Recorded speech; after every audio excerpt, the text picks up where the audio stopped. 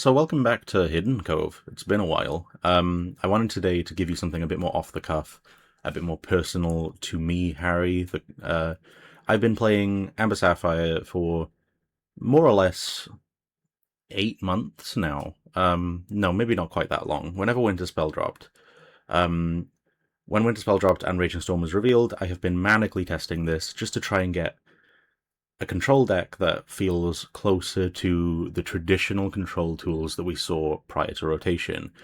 I'll be pretty open about the fact that after Fabled format began, we saw a lot of mid-range decks and aggro really shining, Blurple being the biggest example of this, and as a format, it was something I didn't enjoy, and therefore, as you can see, content really wasn't apparent. But we are moving into a very, very different time for this game. We're moving into a format without Tipo, a format without Sail, a format without 7-drop Tramp. So I wanted to give a little bit of a briefer, a little bit of a short, but still relatively in-depth look at this deck. If I'm a little scatterbrained, I apologize. It is obscenely hot here in the UK right now. But I still want to provide something and give you something before the release of the set, Attack of the Vine and Rotation, so you can get a true sense of what you might want to play going into your first local, into your first look of this format, or your first testing on one of the two simulators we won't talk about. It is no secret that we are losing Sail and Tipo, two of the most important pieces of any control list since the invention of Ruby Sapphire in Set 5 and Set 6. In Set 5, of course, we would have seen Tipo and Fishbone, or Tipo and even One Jump at the time. And then Sail the Azurite Sea came in and completely changed the format for the entirety of its run. We are losing those cards. However, in spite of this, we have the strongest mid-range matchups of the entire format.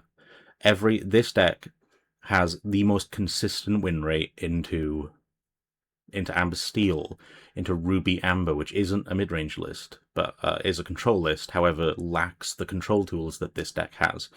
It does phenomenally into Blurple.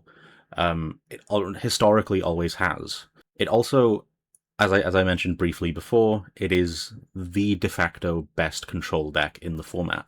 Ruby Amber is becoming very popular. Ruby Amber has a lot of tools to have a very strong grind game. The top end of Amber Sapphire is sort of unmatched by anything else in the format. You've got cards like Monstrous Dragon in Ruby Amber.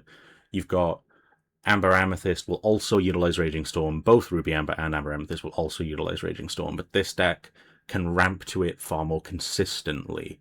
It doesn't require your opponent to ramp you in order to get there sooner, which we will talk about and briefly touch on later. And thirdly, it is legitimately one of the most versatile decks you can possibly build in this format right now. There are a lot of lists that are unsolved that continue to grow. Blurple and Blue-Green are great examples of this. Blue-Green Mickey Mini, Blue-Green Control, Blurple can swing into the Seven Dwarves package, you can swing into the Honey stuff maybe, but it's also just traditionally still very strong. However, none of them have the routes that this can have in deck building. This deck, you can go down the Princess line, you can go down the Toy line, you can play Singer packages. There are so many options to make this engine consistent and strong. So, what I wanted to do before we really step into this and really give a sense of why I love Amber Sapphire and why I've been 1,000 games deep into this deck, and even in Attack of the Vine format already nearly 200 games deep into this deck, there is one massive, massive downside, and of course, it's aggro. There is no beating around the bush. I will very, very succinctly say, and I cannot stress this enough, your aggro matchup is terrible. You can play Spooky Sight, you can max out on Spooky Sight, you can play lower to the body characters, you can more consistently deal with the lower end bodies. However, more than more than ever now, aggro lists are playing discount cards to play bigger cost bodies. Um, Biggest examples of this are cards like Eleanor, cards like previously 7-drop Tramp. These cards would be discounted, but physically wouldn't be touched by Spooky Sight. And Spooky Sight, as a card, is very flexible and can actually be very, very useful, and can even be useful in ramping yourself in scenarios in which you need it. However, um, Eleanor as a card and other aggro tools that sit around that 4-drop mark are just fundamental issues you cannot get over. You need to single target remove them, you need to rush to your Hades, you need to play a support package with the new Gaston, you need to play cards that can target and remove them immediately. A card like Red Alert is a great example in Ruby now, and it's why Ruby Amber is actually utilizing it to a very, very high standard, just to be able to remove a card like Eleanor, because Eleanor is a problem. Secondly, I really would like to mention the Yerpal or Amber Amethyst matchup. This is a deck that previously, especially in the sort of end times of this past format, in the Woody Set Champs era, Amber Amethyst has been a consistent issue for Yellow Blue. In whether it was in tournaments for me or significant amounts of testing with friends, this was a deck that no matter how many games we ran and how well versed into the matchup I became, it was always somewhat of a problem. Now, this comes down simply to the fact that you are a deck that relies on board control. However, you are playing into a deck that can remove and take that board control away from you as easily as you can take it away from them. Being able to have a deck that plays against you that Raging Storms you before you because you are ramping them directly by Hadesing their Dale, by Let It Going their Augustin, or Let It Going even something as by Let It Going maybe a Demona, or just something that you you simply lack the draw and consistency that Amethyst has. Your draw engines are very strong, however, they lack the consistency that a card like Demona has. Demona is, Demona is best in format at what it does, and no card in the history of Lorcana has ever been able to do what Demona does. Quite literally emptying your hand and just vomiting a body out and drawing 3 cards. This The exertion is a secondary thing for you in this matchup. The fact that no matter what, if your Amber Amethyst opponent knows what they're doing, they will sandbag their Demonas, they will force as much onto the board as they can until you board wipe them, they will Demona, they will refuel, they will keep going. You lack the grind game to deal with this. Now, the reason why Blurple is less of an issue in this way is that Blurple cannot wipe your board. So you can just go as wide as humanly possible in that matchup and just continuously play a Stitch, draw 2, play a Stitch, draw 2, play a Stitch, draw 2. If you do this in an Amber Amethyst matchup, you will just lose. You will lose your bodies that are so important to your draw engines, and you will just completely flatline. There will be nothing you can do. Another thing that I really would like to mention here, even though it's not on the slide, is locations. Locations are a problem. There was a time in which I was testing heavy counts of Merryweather and Scuttle and heavy counts of Nakoma before Merryweather came out. Cards like, I don't know why it doesn't spring to mind for me right now, but cards like the 4/6 Vanilla, sorry, it's on screen, Augustin, Augustin Madrigal, Nakoma is the 4/6 Vanilla, Merryweather. You played a lot of cards that were benefited by Ohana, but also helped you swing into locations. Because locations are a problem. Library was the biggest. Now, obviously, the loss of Library makes this somewhat easier, but cards like Casa Madrigal are very real in this format. I honestly maybe see Paradise Falls being more of an issue than it really is showing to be right now. I think Emerald Steel could really utilize something like that, or perhaps the Ring of Stones in Amethyst with the Floodborn package and Amethyst Steel. Those locations, especially at this point in the format, whilst maybe not having competitive representation early on, I think that these are rogue strategies that very much could become a problem for you, and I think that that is a serious downside, is that you need to have bodies that can facilitate and deal with these. So I'm going to talk about the list itself now. I'm not going to necessarily deep dive into every single piece. I think cards like Hades, although Hades actually isn't necessarily self-explanatory right now, a card like Raging Storm, having 2-drop ramp like 1 jump, I think is pretty self-explanatory though. Um, I want to talk about the 2-drop slot in itself though, because obviously you have 1 jump ahead and you have Ham in this spot. There is a glaring omission that I will cover in a minute. However, Ham is fundamentally, it is an inkable ramp option if you miss 1 jump ahead. It is a body that you can swing into aggro if needed, although I really wouldn't recommend it. You are able to get to your Cinderella at least a little bit more consistently. It is a ramp tool that can be searched by Besties Assemble, and it is a ramp tool that you can ink if you still see 1 jump ahead. Now, there is also issues with 1 jump ahead with cards like Mowgli. Mowgli can rip 1 jump ahead, and it makes Yerple even stronger into you. It makes aggro even stronger into you. So having a card like Ham can sometimes really help to just get to that Cinderella turn, so that you can maybe play a second Cinderella if they immediately kill the Ham. Or Tigger, of course, being a huge issue. If they Tigger just immediately bounce your Ham, you better hope you have 1 jump ahead, and it's simply why you don't play 2 characters for ramp. It's why you don't play Lantern for ramp, because a card like Tigger is bouncing both of your ramp options. Now, there was an argument for a while in which I was testing Lantern and 1 jump, or the obvious card I'm not talking about right now, and 1 jump, but it just feels as though the uninkable count of this deck needs to be managed somehow. This can be done in other ways. I think Hades can be cut from this list dependent on the format in which we're in. The card that I really want to draw attention to when I say that is Scuttle. I did mention previously, decks like Blurple and Blue-Green are actually starting to gain a lot of momentum. I think Merryweather, Scuttle, and 6-drop Ward Hades are very, very scary threats. I think Dr. Bushroot is a very scary card. I think Milo is a very scary card. And the more these cards become commonplace, the worse Hades becomes. Now, I don't think that these decks are becoming more popular because Amber Sapphire is becoming more popular. I think these cards are becoming more popular because Ruby Amber is becoming more popular, and the targeted removal in Ruby Amber is a serious issue for a lot of decks right now.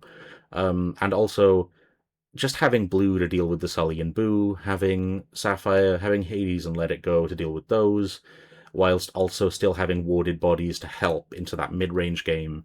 It's exceptionally strong. It helps into Amber Steel, which is very prominent right now too.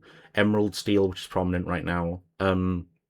These warded bodies are tremendously important, and it's why I think maybe cutting Hades in the future of this list could be the choice. We could maybe be switching to a 4 of Spooky Sight list, or a 4 of Willow list, or a 4 of Lantern, Ham, and 1 jump list, where there's so much ramp that you cannot miss it. You are singing with Ham after you've ramped with him. You are just continuously getting to that top end, and you are trying to outgrind your opponent. I don't think that's how we play this list right now. I think I want to draw attention to the newest addition that I think is the most important card in the entire list now, and it is Gaston.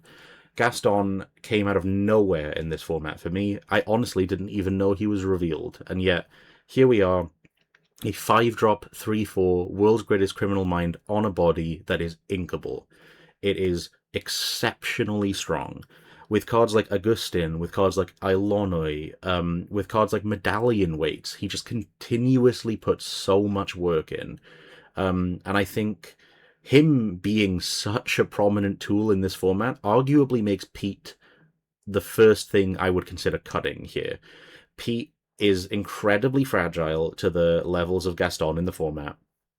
Whether people are playing for Gaston, for World's Greatest Criminal Mind, just for World's Greatest Criminal Mind, with a bunch of singers, once Pete is there, he is the easiest target in the world. However, you need him because you need some form of draw that isn't Stitch and Ohana. I think Ohana is again, relatively self-explanatory. You play a lot of high health bodies, and especially, with a card like Stitch and Hades and a card like Gaston even, swinging into their 3/3, swinging your 3/4 into their 3/4, like you swing into their Eleanor, and then you heal 3, draw 3. Just you can farther dig for that Raging Storm, maybe an additional action to make yourself more resilient to a Mowgli turn. You just need to keep going, and having a card like Ohana is incredibly important. I think cutting Ohana outright is just wrong. I think Stitch is further facilitated by a card like Ham. I think having more, obviously Tipo was in a very similar spot before, but just having a body onto, and it's why another reason why we don't play Lantern is because we need Stitch to resolve more frequently. Besties Assemble actually was initially my immediate thought of the strongest card in all of Attack of the Vine. I think it's very much up there, if not top 3. However, it has proven that sometimes putting cards like Raging Storm, putting your Cauldron or your Let It Go to the bottom of the deck because you're digging for ramp can be pretty awful feeling. Especially if you're in a grind game sort of mirror and you really, really don't want to lose those Raging Storms because, they are your get out of jail free card. They are your be prepared panic button, as it used to be referred to. They help you reset the game state and just do what this deck does best, which is play a character, kill that character, kill that character, kill that character, and just pass and just grind them out. Besties Assemble is both phenomenal at this and terrible at this. Besties helps you find Ham on turn 1, which I think is where it shines the most. It's why Develop Your Brain is still a 4 of in this list, because you need your turn 2 ramp, otherwise you will lose the game. Especially in this variant. Now, I'm not saying that this is necessarily always the case. However, in this sort of variant of this list, if you do not have a 2-drop, you will lose. There is nothing really masking that. Blurple will just simply outgrind you. Blue-green will simply outgrind you. Ruby-amber will even outquest you, and that's saying a lot because that deck can quest for maybe 2 every 10 years. And that's coming from somebody that loves Ruby-amber, by the way. I really want to mention that. The only other things I will mention in this scenario here, Horseman Strikes, still needed. Incredibly, incredibly strong. A lot of evasives. Tinkerbell and Peter Pan, very strong card. Horseman Strikes becomes a Dragonfire that draws you a card. Very, very strong. Cauldron is a one of. I think this is possibly cuttable. I think the farther the format goes on, though, if you do need to outgrind and you do need to play a control mirror, Black Cauldron is your best friend. Black Cauldron is susceptible to item removal, which is becoming more and more prominent, however. Item removal because of Webby's Diary being the biggest example, because of Snowfort being an alternative example. Benja is a mandatory 4 of in Steelsong now, I believe, and playing a lot of hard cast item removal does make Cauldron hell of a lot worse. So with that being said, I think Cauldron could maybe become the Horned King at some point. I think maybe you just don't play that at all. Maybe that becomes your Spooky Sight option. Maybe that becomes an uninkable big body. Maybe that becomes your Henry J. Waternoose to try and outgrind your opponent. Now, as I awkwardly avoided earlier, I need to talk about why not Willow. I think this is an alternative that deserves its own slide because, this card is probably the strongest card we have in the entire format right now. It is used in more or less every single Amber deck except this one, and even in most cases, this one. I personally feel this card does not fit in the format in which we are currently trying to make Amber Sapphire work. We need 2-drop ramp, and the only consistent 2-drop ramp tool is 1 jump ahead. Willow is not 1 jump ahead. Willow is not Sail. Willow is not Tipo. Tigger existing makes this card bad. At least in Amber Sapphire, because if you miss your turn 2 ramp, you lose the game. But the biggest reason, and I've literally circled it on the screen, the card is uninkable. Amber Sapphire, in its current version for me, is at 17 uninkables already. 4 Raging Storm, 4 Hades, 4 Cinderella is already 12. 4 One Jump Ahead is 16. 1 Cauldron is 17. You just don't have the room to play this card. I know that the argument is that uninkable counts are not solved in Lorcana yet. Whilst, yes, we are 3 years into this game, there is still an argument that there is not a de facto way to build uninkable counts. However, if you want this to be as consistent as possible and have the highest chance of being able to consistently get to your top end, you need inkable counts. You need to be able to ink every single turn until you get to maybe like 9, 8, 9. Because if you miss ink, you are just at a massive disadvantage. More so than any other deck in the format. Now, of course, Willow Cinderella is an incredible line if it works. And I'm not saying it's not. And I'm saying, again, if Hades is cut from this list, maybe Hades becomes 4 Willow, and maybe then you cut Ham, and you play 4 Willow for 1 jump. That's an ideal scenario, but then you lose single target removal, which of course is pretty devastating. I think having single target removal, even in a warded format, is real. I think there are a lot of scenarios in which just having a Hades to help with the mid-range game, or to just target a Dumbo, or to just kill an Eleanor, is sometimes just needed. And if you don't have that, you really start to see the glaring weaknesses of Amber Sapphire. Next off, I'm going to talk about the alternatives. I'm not necessarily going to talk about every single one of these cards in massive amounts of detail. I am going to talk about them in maybe little groups. The biggest one I'm going to talk about is Eilonwy and Aurora first. And this sort of extends to the entire Princess package. This extends to the Shift 2 Aurora as well, and even Belle. A lot of people are talking about maybe playing the 1 Aurora, Shift 3 Aurora that's discounted in order to shift it on 2, to have a 3/5 body that gives other characters ward. Although less so for that, and more so for the fact that it can sing What Else Can I Do? This is technically a ramp tool. However, it is also maybe technically okay into aggro, but it is...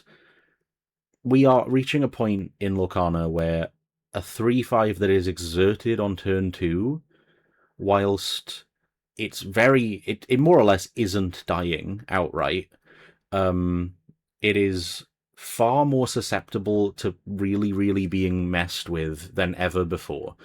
2-drop Peter Pan is very, very scary into that scenario, because if you just have a 3/5 that's exerted, they're just going to curve out Peter Pan, play it, freeze the card, and then you are massively behind. You probably don't play 3-drops then, which means that you can't discount the princess that you were going to play following. You are literally not able to, because you're losing the 1-drop Aurora anyway. However, in the argument of just playing Aurora, maybe this is fine. I think your 1-drop slot being Aurora is the most reasonable 1-drop you could play outside of Besties and Develop. I think Eilonwy is strong and is a helpful tool for maybe those sort of Amber Amethyst mirror-y decks for the Gaston to trigger more frequently. If you're playing World's Greatest Criminal Mind, there's an argument that maybe you should also be on Eilonwy alongside Augustin. I think whilst this is very blue sky thinking, I guess maybe is the correct way, because fundamentally an Eilonwy is not sticking long enough to help you in your late game grind with support targets to have Gaston resolve. It will resolve one time for you. You will turn it sideways once to buff something once to have Gaston kill it one time. If that is enough, then great. However, that body will then probably die, which will then in turn mean that you can't get a Stitch trigger from your 1-drop anymore. Which, yes, you're playing a 1-drop body, so you have a higher chance of a Stitch trigger in general. That's another upside. However, I just don't see it doing enough, especially in a format where targeted removal is more and more commonplace, especially in a format where Steel is more realistically around. A 2/1 is just not surviving. Aurora is also another case where it's not surviving. However, it is a ramp tool that isn't messing with your 2-drop ramp. This is why playing Aurora with Eilonwy can sometimes be really good. You can exert the Aurora to play a free Eilonwy, or exert the Aurora to play a free Aurora, and then do your turn 2 ramp. Of course, you've got Willow. You can do a lot of gross stuff with this. Yeah, I think these are real options, and I would recommend them if you are feeling that you just don't have a consistent enough body to play. However, don't play 5-drop Aurora. I do think that that is bad. Secondary option is Mowgli. I think Mowgli is a very, very scary card against you. So I think if control becomes more real, Mowgli is a very important tool that might be needed, especially if you miss your turn 2 ramp. Maybe your turn 2 body actually becomes Mowgli as opposed to a Ham. Maybe it becomes Mowgli as opposed to a Willow. The other alternative 2-drop is a card that I honestly kind of adore. It is 2-drop vanilla Mrs. Hasagawa, 2-drop 3/3. Sometimes you just need a body for aggro. There are very few aggro tools that are lower than 2 cost right now, other than maybe Mike Wazowski, that isn't dying to Mrs. Hasagawa. It is technically an Ohana heal 2 draw 2 at most of the time too. I do think that I would prefer to have Ham, as it is ramping me, and Mrs. Hasagawa is simply not ramping me. But having a vanilla body sometimes isn't horrible, especially if you do play Spooky Sight. Just having the ability to ramp your own vanilla bodies in order to get to your late game without losing too much board state is fairly reasonable. Syndrome, this one is more if evasives become a serious problem and you miss ramp, you need a 3-drop, maybe. Maybe you need to play well, because Horseman Strikes, whilst it is an incredibly strong card, sometimes you need more than just Horseman Strikes to deal with the evasives on board. Maybe sometimes you need to kill a Dumbo, and maybe the new Genie, and maybe Peter Pan and Tinkerbell. Syndrome trades with Peter Pan and Tinkerbell, and that's why I think this card is actually very strong. Detective Mickey is just an alternate way of looking at ramp entirely. You can play Detective Mickey on 3, you can play your Mrs. Hasagawa's on 2, you can even do that Shift Aurora line as your 1-2, and then Mickey on 3, saying what else can I do? You're suddenly putting 2 cards into your Inkwell immediately on your turn 3, going into that following turn as a turn 6 without needing Cinderella. Of course, this is very idealistic. You are having 2 Uninkables in hand. You're having the full line of what you need, which is 3 cards on top. Well, actually, it's a 4 card, meaning that the other 3 cards in your hand realistically need all to be inkable and all to be so unimportant that you are willing to ink them immediately. This one is a bit more brief. Jasmine, I think, is a very strong card. I think it is very underexplored right now. I think just simply having a Genie-style body that draws you a card that doesn't die to Headless Horseman that is questing for 2, whilst yes, it's giving your opponent a card too, sometimes that's fine, especially in Ember Sapphire, where this mid-range game, they're gonna have cards, and if anything, it actually maybe helps you into Blurple and Amethyst Steel and Yearpaw with Demona. I think Bambi is one of the more real considerations if Pete becomes too much of a liability. Whilst yes, you play a lot of actions, just Bambi being able to have the ability to, whenever it exerts, draw a card, or look at the top, and then if it's a character, draw it. This is genuinely more high rolly, but still perhaps better than Pete at times. If you were to play more songs, I actually think Bambi is better outright, because, again, Bambi doesn't need to quest to be viable. Pete does. Yes, Pete is a better body into aggro, but Bambi is replacing itself by drawing you more as it swings into aggro. I am going to mention the ward package as a whole, which is Merryweather, Hades, Tamatoa, and the new Henry J. Waternoose. All of these cards are incredibly, incredibly strong. As I mentioned before, Blue, Green, and Blurple are going to really start using these to their fullest potential. I think Henry J. Waternoose in particular could become an absolutely revolting card in Blue-Green. Merryweather and Hades and Scuttle, which Scuttle is in my list. And Merryweather and Hades having a curve of 4, 5, 6 ward is real. It's very good. However, you are playing board wipes. And therefore, if you are removing your own warded bodies with board wipes, it is functionally pretty terrible for you. These cards help you trade into the board, they help you with Ohana, but that's exactly why I think Hades doesn't work in this list. Hades is an aggressive questing tool. It is a body that is not supposed to be swinging into things, whereas Merryweather and Scuttle can more feasibly do this, especially Merryweather, of course, but Scuttle can gain the 2 lore, or it can swing in and heal 4, draw 4, which is an incredibly strong swing. Hades, once a card starts to quest for 3, I really start to question why I'm not just turning it sideways and questing. I think this card is very good and incredibly underutilized. However, to put it simply, if you're on 6 playing Hades, you're probably going to 7 or 8 and are wanting to play a board wipe, or you're wanting to play a Hades to kill one of their things. It makes one and only a better card into you too. I think Henry J. Waternoose is more of a real choice than Hades. However, of course, it's uninkable. Isabella is a bit more of a rogue choice, I would say. I'm not super high on this card, but I have seen a lot of people play it, so I do want to mention this one while I can. Tamatoa is a card I want to mention because it is a warded body that can quest for a lot or swing into things. It also makes Pete better, it is support for Pete, and I really like that. However, again, if Pete is getting cut, Tamatoa is basically a non-choice. I want to take a extended look at Wipeout as well. I actually think Wipeout is one of our best item removal cards in the whole format. I know we've got a lot to do, I believe is the name of the Sapphire 3-drop song. I think that card is very good. However, because more so because it deals with locations, and locations are a real problem for you. I did forget to put that one on this list, and I think it is important to consider. Wipeout dealing with bodyguards alongside items is a deceptively strong effect. There are a lot of cards like Chief Bawatan, like Sully. Sully's a really good example of this, where Wipeout is targeting these cards and becoming far more value for you than just removing the Webby's Diary, than just removing the Snowfort, than just removing the Ink Runner or whatever.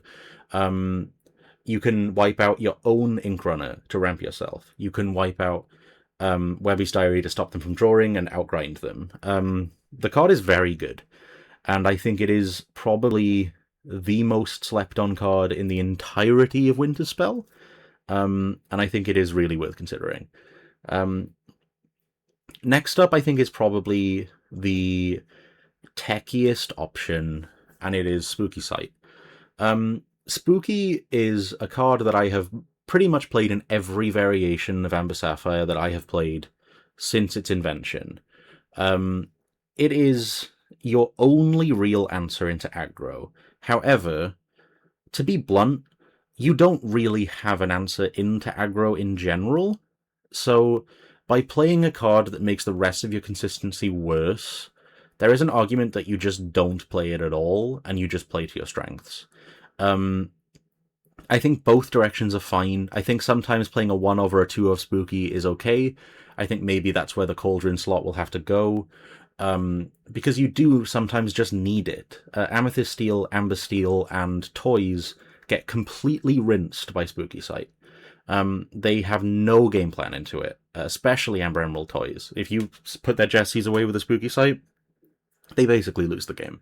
And I think for that reason, a 4 of Spooky instead of a 4 of Hades could be a genuine choice. However, of course, the card is only as good as the matchup you're in. In your mid-range matchups and your high-end matchups, Spooky Sight can kind of lose you the game often.